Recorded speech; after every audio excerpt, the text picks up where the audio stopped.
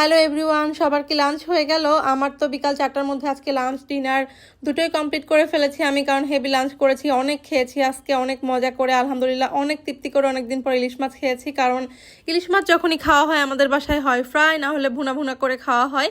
কিন্তু আমি আসলে কুষ্টিয়ার মেয়ে, কুষ্টিয়ার দিকে ইলিশ মাছ জাল দিয়ে খাওয়াটা অনেক বেশি ফেমাস। কিন্তু আমার বরিশালে বিয়ে হওয়ার পর থেকে এভাবে খাওয়া হয় না, কারণ আরিফ এভাবে খেতে পছন্দ করে না। আরিফ বরিশালের কেউই আমার শ্বশুরবাড়ির দিকে বরিশাল এলাকার কেউই আসলে এভাবে ইলিশ মাছ কখনো খায়ও নি, ওরা পছন্দও করে না। আরিফ তো বলে যে মাছ পানিতে সাঁতার কাটে, এই মাছ আমি খেতে পারবো না।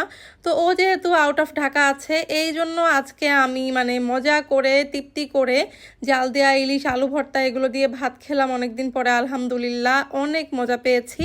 কারণ এই মাছটা রান্না করা হয় খুবই সামান্য মশলা দিয়ে, একটু লবণ, একটু হলুদের গুঁড়া, একটু জিরার গুঁড়া আর সামান্য তেল আর পেঁয়াজ আর কাঁচামরিচ দিয়ে রান্না করা হয়। একদম একদম ঝোল ঝোল করে অনেক পানি দিয়ে জ্বালানো হয় অনেকক্ষণ ধরে।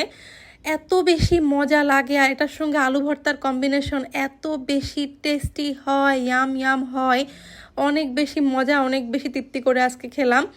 তো আরিফ পাশে থাকলে আসলে হয়তো ফ্রাই করেই খাওয়া হতো, না হলে ভুনা করেই খাওয়া হতো। আমারও এখন ওভাবে অভ্যাস হয়ে গিয়েছে, কিন্তু অনেক দিন পর জাল দেওয়া ইলিশ খেলাম, অনেক ভালো লাগলো আলহামদুলিল্লাহ।